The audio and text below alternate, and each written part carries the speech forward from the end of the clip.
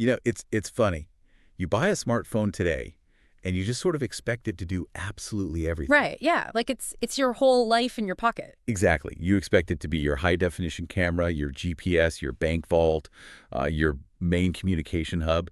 We've basically been completely conditioned by the last, I don't know, 20 years of consumer electronics to believe that all technological progress ultimately leads to, well, convergence. Yes. We always look for that one sleek piece of hardware or that one dominant software protocol that will just, swallow up every single use case. Right. And when the broader public, and honestly, even a lot of early developers, brought that exact same mental model into the blockchain space, we kind of made a massive collective assumption. We really did. I mean, we looked at the underlying architecture of digital scarcity and just naturally assumed that eventually one single network was going to rule the entire decentralized economy. But if you walk into a coffee shop and you try to pay for an espresso with a 20-pound solid gold bar, you realize very quickly that consolidation is kind of a complete myth. It is. The physical reality of that gold bar just shatters the illusion of the universal tool.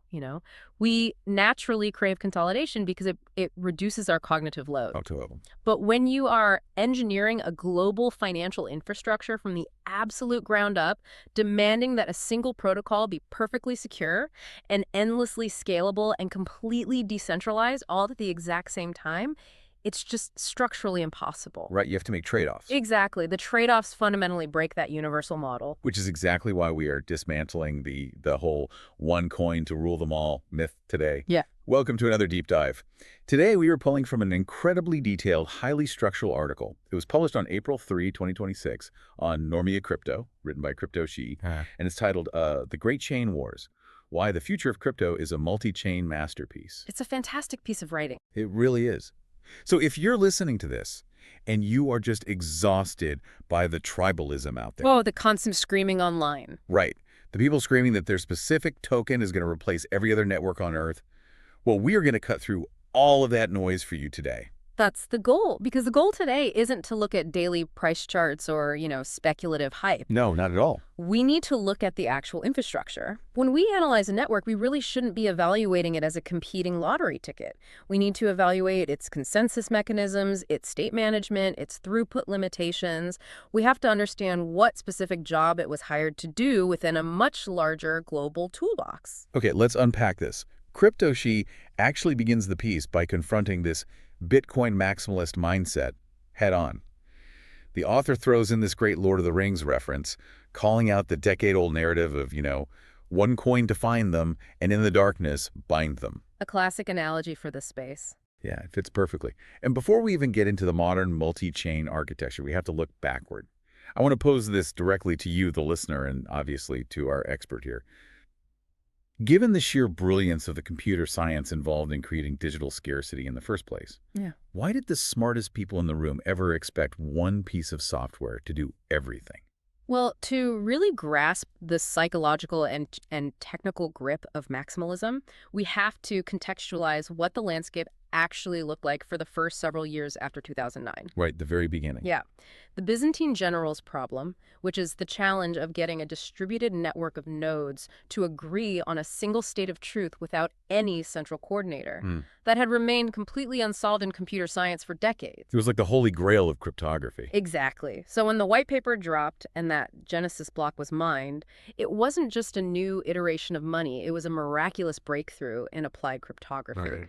And because that breakthrough was so profound, and because bootstrapping the security of a decentralized network via proof of work is astronomically difficult and energy intensive, the logical assumption was just that you would only ever want to do it once. The mindset basically being that liquidity and security are massive moats. Like if you have the most secure network with the most hashing power, it seems almost absurd to try and build a competitor from scratch. You just build applications on top of the winner, right? That was the foundational thesis of layered scaling, yes.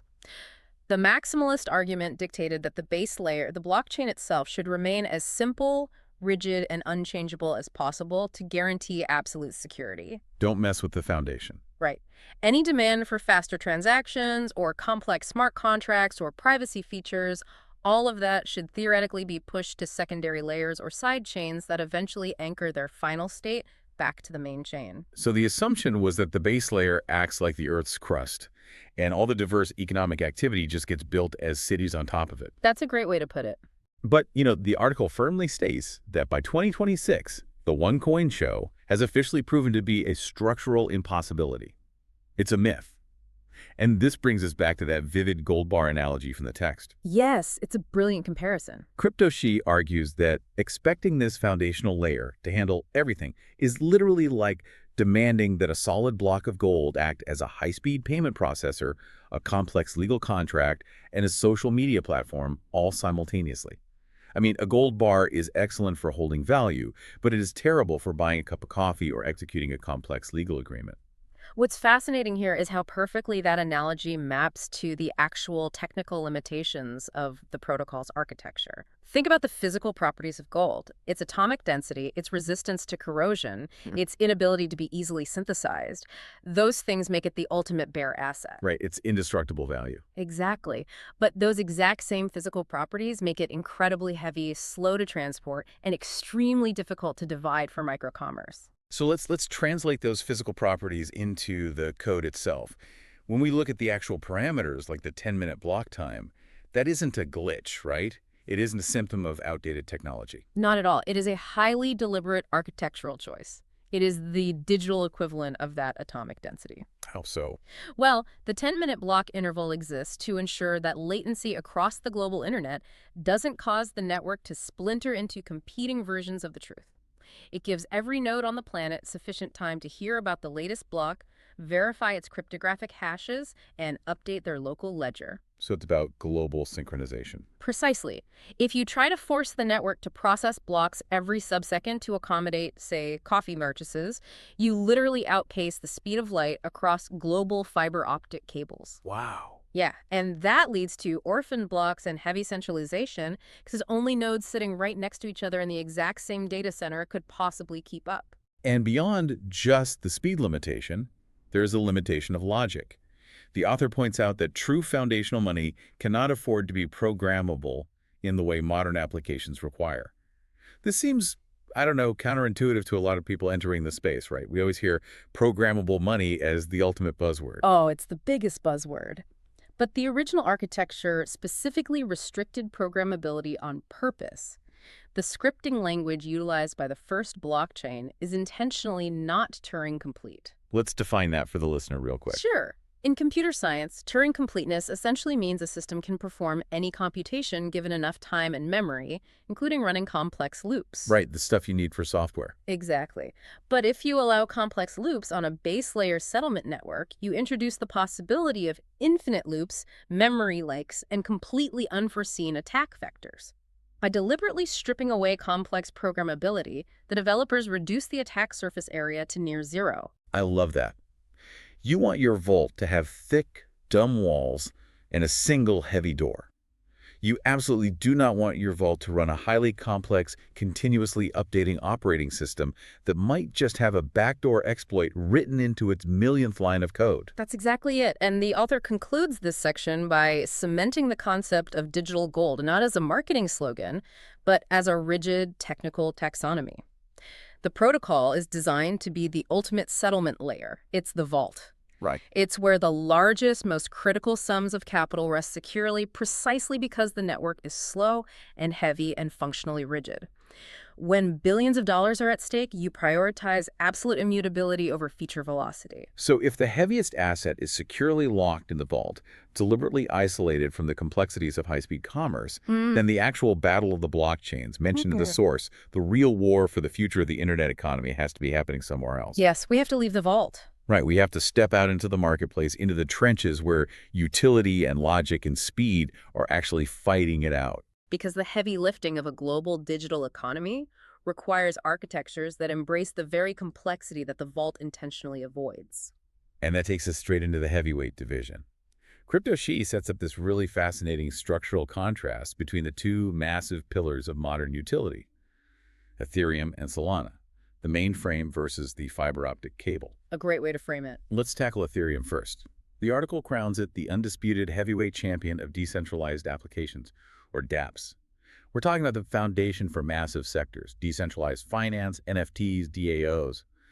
To understand how one network captured that much mindshare, we have to look at the mechanism the author highlights, the ERC-20 standard. Yeah, to really appreciate the magnitude of the ERC-20 standard, we have to look at the massive friction of the early digital asset ecosystem. How bad was it? Well, before the popularization of standardized smart contracts, launching a new digital asset meant you had to entirely bootstrap a new network. You had to fork an existing code base. You had to convince a new set of independent miners to allocate their very expensive hardware to secure your specific chain. Well, that sounds exhausting. Oh, it was. And then you had to lobby centralized exchanges to write custom integration software just to recognize your network's unique architecture. It's like you had to build the entire highway system, lay the asphalt, and build the toll booths just so you could drive your one specific car. That is the perfect analogy. The introduction of the Ethereum virtual machine changed that paradigm entirely. Instead of building application-specific blockchains, developers could just deploy smart contracts, which are immutable sets of instructions, onto a shared, generalized computing layer. Right. And the ERC-20 standard was essentially the Universal Application Programming Interface, the API, for tokenized value.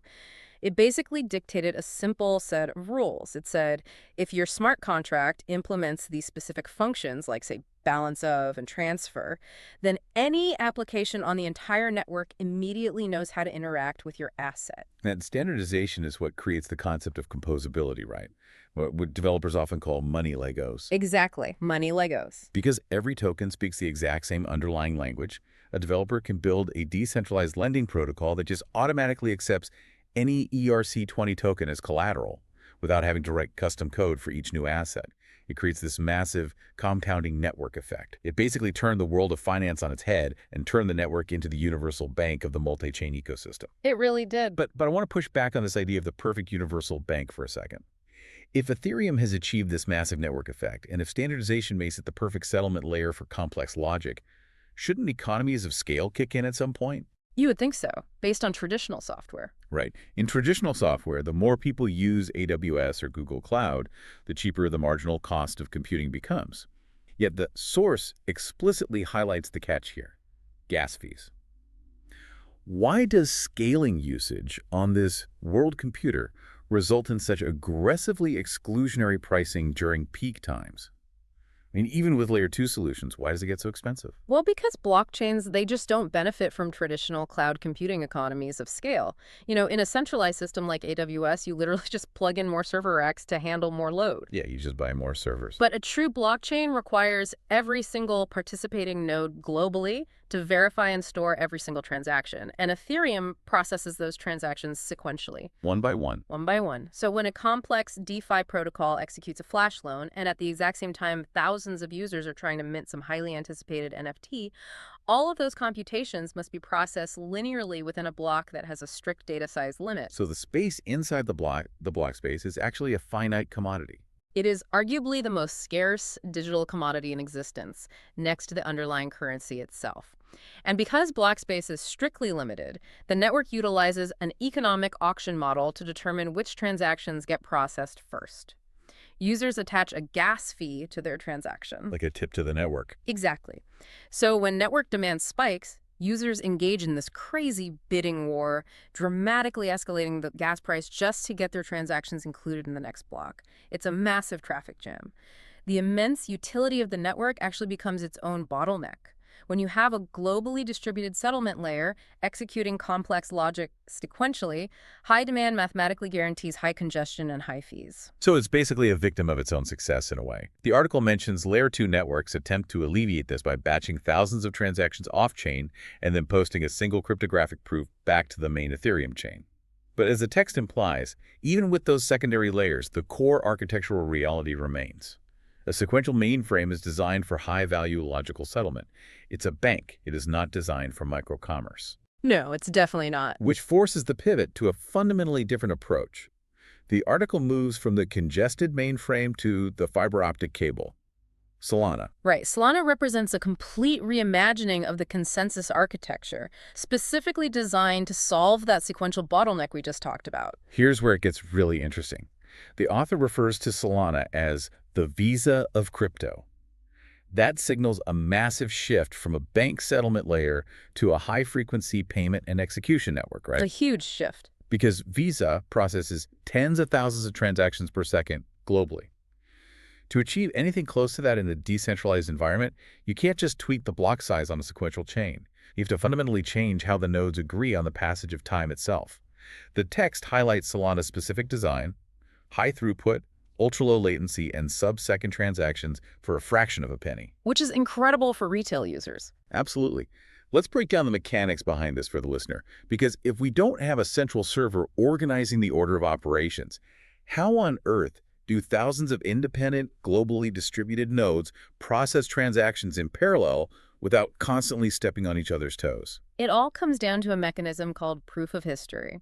In a traditional sequential blockchain, validators have to constantly communicate with each other over the network to agree on which transaction happened before another one. Right, did Bob pay Alice before Alice paid Charlie? Exactly. And that constant back and forth communication over the internet creates massive latency. It's slow. Proof of history, however, functions as a cryptographic clock, a verifiable delay function. Okay, a verifiable delay function. Let's ground that for the listener. How does a mathematical function act as a clock? Okay, imagine taking a piece of data and running it through a cryptographic hashing algorithm like SHA-256. It produces a unique string of random-looking characters. Now take that output and immediately run it through the exact same algorithm again. Do this millions of times sequentially. Okay, so it's a constant loop of hashing. Right. And because you cannot predict the output of a hash without actually running the computation, and because each step requires the output of the previous step, this process creates a strict mathematical arrow of time. It proves mathematically that a specific amount of computational time has passed between hash number 1 and hash number 1,000,000. Oh, wow.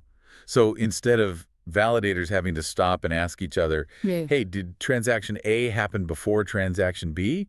They just look at the cryptographic timestamp that's already attached to the transaction. Precisely. By embedding these cryptographic timestamps, validators don't need to wait for a global consensus on time. They can just ingest massive amounts of transactions, sort them independently based on those proof of history timestamps, and actually process different smart contracts simultaneously on different cores of their hardware. That's brilliant. It moves the bottleneck from the messy network communication layer down to the physical hardware layer. It does, which fundamentally changes the economic reality for the end user. If you are building, say, a decentralized social media platform where every single like or comment requires a state change on the blockchain, or maybe a global ticketing system, you cannot operate in an environment with high fee volatility. No, you'd go bankrupt paying gas fees. Exactly. You need pocket change transactions. You need transactions that cost a fraction of a penny and finalize in under a second. You need that fiber optic cable. So we have this incredibly dynamic modern battlefield. We have Ethereum and Solana representing the flashy modern battleground of dApps and speed. But right in the middle of this high-speed narrative, Crypto She drops a really vital warning. The article cautions against the industry's obsession with just chasing the new shiny object. A very important warning. Because while billions of dollars of venture capital are pouring into this race for sub-second speeds and complex parallel processing, there is an entire class of foundational architectures that have quietly focused on an entirely different metric. Unshakable, mathematically proven resilience. This bridges us directly into the older, more methodical architectures, the academic architects and the reliable veterans. Right. The market has this really dangerous tendency to equate a protocol's age with technological obsolescence. In consumer software, like your smartphone apps, older usually means slower and worse. But in the realm of decentralized infrastructure, age equates to battle-tested Lindy effect resilience, a network that has survived years of adversarial attacks and changing market conditions and extreme volatility without failing. That is fundamentally more valuable as infrastructure than a theoretical network that only works perfectly in a pristine laboratory environment. And the first architecture the text highlights in this specific category of veterans is Cardano. The article zeroes in on Cardano's core philosophy, which is this aggressive rejection of the Silicon Valley mantra of move fast and break things. They completely reject it. I want to linger on this because move fast and break things works perfectly well if you are building a photo sharing app or a food delivery service, right? If the server crashes, an engineer gets paged, the app goes down for 20 minutes, maybe someone gets their pizza late, you push a software patch and life moves on. Right, the stakes are low. Exactly. But deploying a blockchain protocol is much closer to engineering the control systems for a commercial airliner or building a nuclear power plant. You cannot afford to push a buggy update to a nuclear power plant. The stakes associated with irreversible decentralized value transfer completely alter the engineering paradigm. If a developer deploys a poorly audited smart contract that controls billions of dollars in decentralized liquidity, and a hacker finds a tiny exploit in the code, the money is just gone permanently. There is no 1-800 number to call. Exactly. There is no customer service desk to reverse the transaction. The immutable nature of the ledger means that moving fast and breaking things usually results in catastrophic, irreversible financial ruin for the users. Which is exactly why the author labels Cardano the academic architect. To avoid those catastrophic vulnerabilities, Cardano bases its entire development cycle on peer-reviewed academic research and formal verification. Yes, formal verification is key here. Let's break down formal verification for the listener, because it sounds like, dry academic jargon, but it is actually a rigorous engineering standard. What does it actually mean to mathematically verify code? Well, in standard programming, the kind used to build most of our everyday applications, developers write a sequence of commands and then they run extensive testing suites to see if the code breaks under various conditions. They try to imagine every possible edge case. But human imagination is limited. Exactly. We miss things. Formal verification takes a completely different approach. It utilizes functional programming languages that are heavily rooted in mathematics, like Haskell. Instead of just testing the code with trial and error, developers write actual mathematical proofs to verify that the system specifications and the underlying code will behave exactly as intended across all possible states. So it's like, you aren't just checking to see if a bridge holds weight by driving trucks over it until it breaks. You are using physics equations to prove mathematically that the materials literally cannot fail under the specified load. That's a perfect way to visualize it.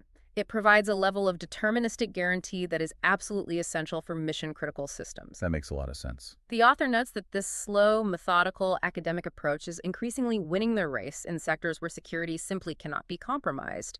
When sovereign nations explore building national identity frameworks on a blockchain, or major institutions look for infrastructure to handle massive, high-value settlements, they are not swayed by flashy marketing claims of millions of transactions per second. They don't care about the shiny object. No, they care about security. They are looking for the protocol that mathematically mitigates the risk of catastrophic failures. They need the architect. Which stands in incredibly stark contrast to the hype cycles we constantly see on social media. And the article doesn't stop with Cardano in this category. It brings up another veteran that has survived entirely on its resilience, Litecoin, long referred to as the digital silver to Bitcoin's digital gold.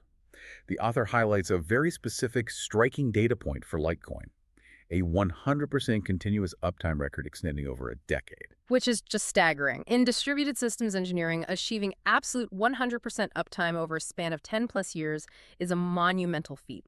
We operate in a world where even the most heavily funded, highly centralized cloud providers, AWS, Google Cloud, Microsoft Azure, they all experience regional outages and downtime. Exactly. When AWS goes down, half the internet breaks. We just accept downtime as a reality of complex digital architecture. Yet, a decentralized network of independent node operators running Litecoin has managed to achieve continuous block production and transaction validation without a single second of network failure since its inception. Wow. CryptoShe sharply contrasts this absolute liveness guarantee with the struggles of modern venture capital-backed chains. Because many of the newer networks we discussed, the ones pushing the absolute boundaries of speed and throughput, they have experienced severe network outages. There have been instances where validator consensus just breaks down due to transaction spam, and block production literally halts for hours. And when a blockchain halts, your capital is effectively frozen. If you're using that network for a time-sensitive DeFi position and the network goes dark, you could face liquidation simply because the infrastructure failed to process your margin top-up. That is the critical trade-off the author is highlighting. It raises a massive question about the trade-off between flashy marketing and actual historical resilience. When a heavily marketed network boasts astronomical throughput, you have to ask what compromises were made in the consensus mechanism to achieve that speed. Right. The text positions Litecoin as the perfect transactional hedge to the heavier vault asset. It is slightly faster than Bitcoin, the block times are shorter, the fees are lower, but it shares that unyielding, ironclad resilience. It's not designed to run complex smart contracts. It's designed to transfer value reliably every single time without exception. Now, I want to pivot to the third veteran mentioned in the article, because this one introduces a highly specific, really fascinating architectural defense mechanism.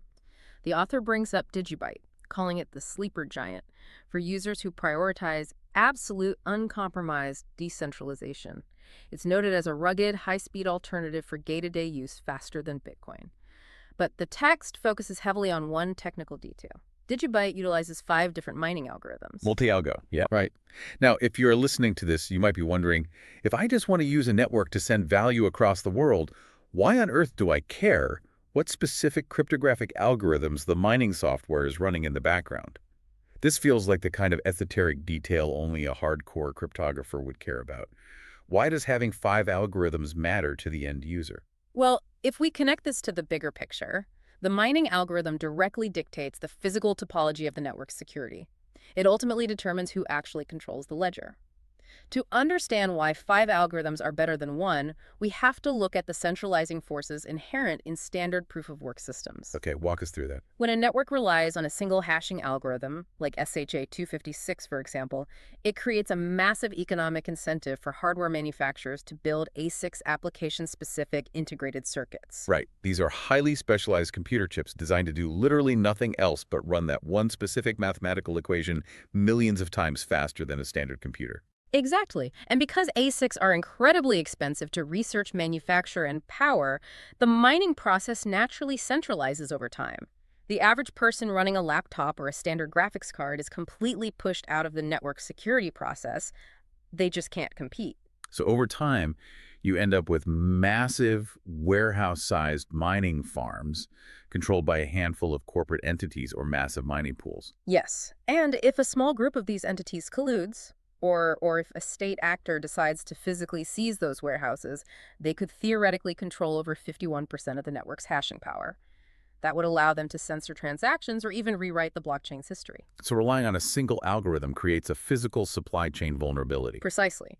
By implementing 5 independent mining algorithms simultaneously, each taking a 20% share of block production, DigiByte forces a radically diverse hardware ecosystem. Ah, I see. You might have one algorithm dominated by heavy industrial ASICs, sure, but another is optimized for standard consumer graphics cards, and another is designed to be mined efficiently by regular computer CPUs. You essentially decentralize the hardware layer itself.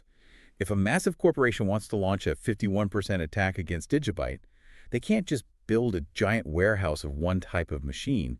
They have to simultaneously dominate 5 completely different hardware supply chains, which is economically and logistically prohibitive.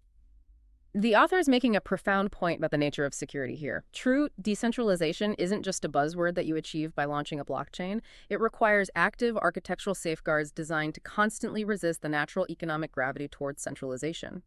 Networks like DigiByte represent the hardened, security-first infrastructure layer that the broader multi-chain ecosystem absolutely relies upon. Okay, so we have this beautifully mapped out, highly specialized multi-chain ecosystem. We have the rigid slow vault holding the foundational value. We have the massive sequential mainframe acting as the universal bank. We have the parallel processing fiber optics handling real-time microcommerce. And we have the mathematically verified multi-algorithm veterans providing the unshakable infrastructural foundation. The technology itself is aggressively decentralized, trustless, and designed to route around any single point of failure. It's an incredible digital landscape. It is. But as CryptoSheet moves toward the conclusion of the article, they point out a massive, almost absurd structural irony that plagues this entire space.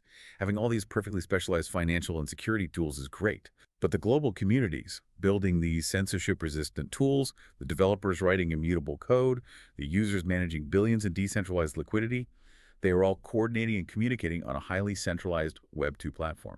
It is the ultimate town square dilemma. The author points out that for the better part of a decade, the primary communication layer for the entire crypto industry has been X, formerly known as Twitter. My analogy for this is always that it feels like a group of hardcore cypherpunk revolutionaries plotting to overthrow the traditional centralized banking system. And they decide the best place to hold all their secret planning meetings is inside a glass-walled corporate boardroom owned by a single CEO. It really is an immense structural vulnerability sitting right at the heart of the industry. It's a massive inherent risk. Right. And if we analyze this purely structurally, entirely removing any political commentary or media narratives surrounding the Elon factor. Yeah, let's keep it purely objective. Exactly. Structurally, the text highlights the raw systemic risk of singular leadership over a vital communication channel. A decentralized financial ecosystem requires open, frictionless coordination. Developers need to announce protocol upgrades. Security researchers need to broadcast critical vulnerabilities. Communities need to debate governance proposals. When that entire coordination layer relies on a centralized platform, the industry is perpetually subject to the whims of its ownership, which can change with a single tweet. A single change in corporate policy, a shift in advertising strategy, or even a localized API outage can instantly sever the communication lines of a trillion-dollar industry. And the article gives a highly specific, concrete example of how this centralized friction is already causing damage through algorithmic moderation. The text notes that X has actively deployed algorithms to aggressively fight spam and phishing scams on the platform. Which on the surface is necessary. Oh, absolutely. Fighting scams is a positive directive. The crypto space is notoriously plagued by malicious actors pushing fake token pre-sales and wallet-draining links. We all know that. But the author points out the devastating crossfire effect this has on legitimate discourse. Yes, the crossfire of centralized moderation. Because these moderation algorithms operate at a massive scale, they're inherently blunt instruments. An algorithm trained to identify a bot pushing a malicious smart contract looks for specific linguistic patterns, right? It looks for strings of alphanumeric characters representing contract addresses, urgency in the phrasing, repeated use of terms like liquidity, deployment, or tokenomics. But wait, that's exactly how actual developers talk. That is the structural problem. Legitimate, highly technical discussions between blockchain developers share that exact same vocabulary. A core contributor posting a legitimate open source contract for community peer review before deployment can trigger the exact same spam filters as a malicious bot. The author is highlighting a scenario where the blunt force of centralized moderation actively shadow bans or suppresses the very technical coordination required to build the multi-chain ecosystem in the first place. The fragility of this setup forces a vital hypothetical question. What if the singular leadership of that centralized platform decides to pull the plug on crypto conversations entirely? Or what if they prioritize their own financial interests, like launching a proprietary payment network, and decide to algorithmically throttle the visibility of any competing decentralized networks? Where does the entry go? That is the multi-billion-dollar question. Right. And if X goes dark on crypto, Crypto.she insists that the community is not going to migrate backward to traditional Web 2 silos like Facebook or LinkedIn or Reddit. They cannot regress. The cultural and technical demands of the Web3 ecosystem have evolved far beyond the capabilities of legacy social platforms. The industry requires a purpose-built home. It requires a sanctuary that is structurally aligned with the mechanics of the multi-chain world it intends to host. And that necessity perfectly sets up the final critical piece of infrastructure introduced in the article, the social sanctuary. The text points to an emerging platform called Memelinked, positioning it as the bespoke social networking layer, specifically engineered for the crypto-literate. Memelinked, yes. But I want to dig into that term for a second. What actually makes a platform crypto-literate as opposed to just being a traditional form with a different color scheme and a crypto-themed logo? This raises an important question because a truly crypto-literate platform must structurally accommodate the unique cultural duality of the industry. The author touches on a fascinating dynamic, noting that Memelinked is designed to bridge the gap between meme culture and serious utility. Meme culture and serious utility. That is such a wild combination. It is entirely unique to Web3. Think about traditional high finance Wall Street. It is notoriously sterile, institutional, and gated behind closed doors. The blockchain space, however, is a native internet technology. It was born on cryptography mailing lists and anonymous message boards. Right, the early cypherpunks. Yeah. It is an industry where profound breakthroughs in zero-knowledge cryptography and global liquidity pools are routinely discussed by developers using cartoon animal avatars. It's true. You have massive, highly complex derivative markets operating 24/7. And the driving cultural force behind them is often wrapped in layers of deep internet irony, viral trends, and meme culture. If a platform doesn't inherently understand that blending of high-stakes finance and internet humor, it will completely alienate the core user base. Exactly. And the author posits that Memelinked aligns with this specific ethos, particularly through its foundational commitment to anti-censorship. Because the platform is built from the ground up for this specific demographic, It is not beholden to the traditional Web2 advertising models that require sanitizing content to appease risk-averse corporate sponsors. Right, this removes that top-down singular leadership risk we talked about with X. It aligns the communication layer much more closely with the decentralized, trustless principles of the networks actually being discussed. But the article moves beyond just cultural alignment and anti-censorship. It introduces a feature that I think fundamentally shifts the paradigm of social media. It introduces the concept of integrated utility powered by the MK token. This is the real game changer. The author challenges the reader to imagine a social feed where you don't just talk about the multi-chain ecosystem, but you actually interact with it directly within the interface. I want to unpack this idea of integrated utility. Can we dive deeply into the mechanics of this? How do you transition a social feed from a place of passive engagement scrolling, liking, retweeting, into an environment of actual tokenized interaction? Well, this is the exact inflection point where the architecture of Web2 attention extraction transitions into Web3 value creation. To understand the shift, look at the underlying economics of legacy platforms. On X or Facebook, the user is the product. The time you spend curating your feed, the detailed analysis you post, the engagement you generate, all of that creates massive data value. The platform harvests that data, sells it to third-party advertisers, and retains 100% of the financial upside. The value flows exclusively in one direction, away from the user and toward the centralized corporation. The platform owns the social graph and therefore extracts all the rent. Exactly. Yeah. What CryptoShe is describing with Memelinked and the MK token is the integration of a decentralized microeconomy directly into the social coordination layer itself. By utilizing a native token, the platform allows the value generated by engagement to be captured by the users themselves. Let's play out a tangible scenario of what that actually looks like for a user. Sure. Imagine a developer publishes an incredibly thorough, highly technical teardown of a new DeFi lending protocol directly onto their Memelinked feed. In a Web2 environment, they might receive 1,000 likes, which is a completely synthetic metric with zero tangible value. It just feeds the algorithm. Right.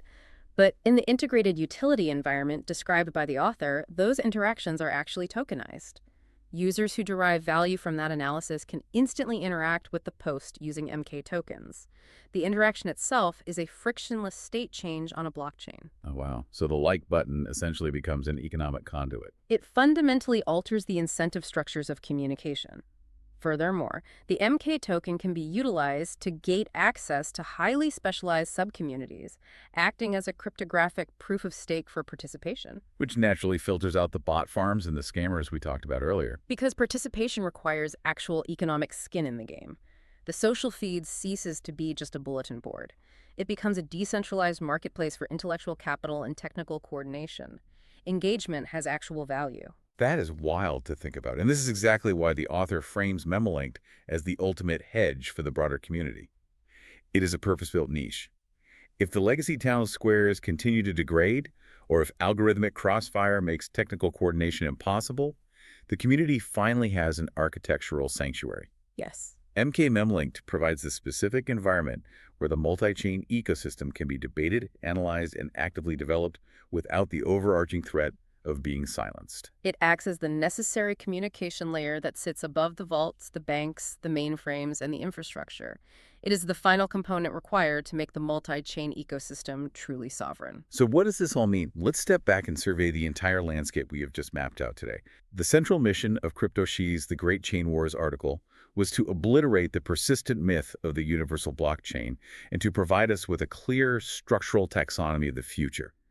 We are not looking at a fragmented, messy failure of consensus. We are looking at a highly evolved, intentionally specialized ecosystem. A masterpiece, as the title suggests. Exactly. Let's recap this multi-chain taxonomy exactly as the author categorizes it, just to ensure you have a clear mental map of all this. First, we have the vault. That is Bitcoin.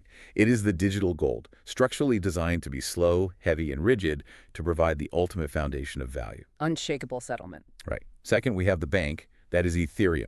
It is the massive sequential mainframe where the ERC-20 standard allows for infinite composability for complex finance.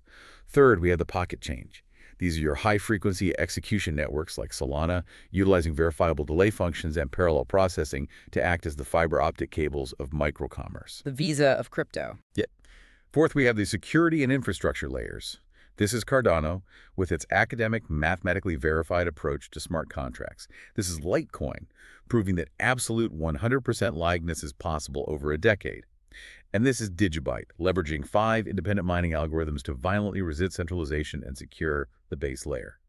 And finally, completing the architecture, we have the social sanctuary. Memelinked represents the bespoke communication protocol, utilizing the MK token to transform the town square into a decentralized economy of tokenized engagement. It is a brilliantly cohesive vision of how disparate architectures interlock.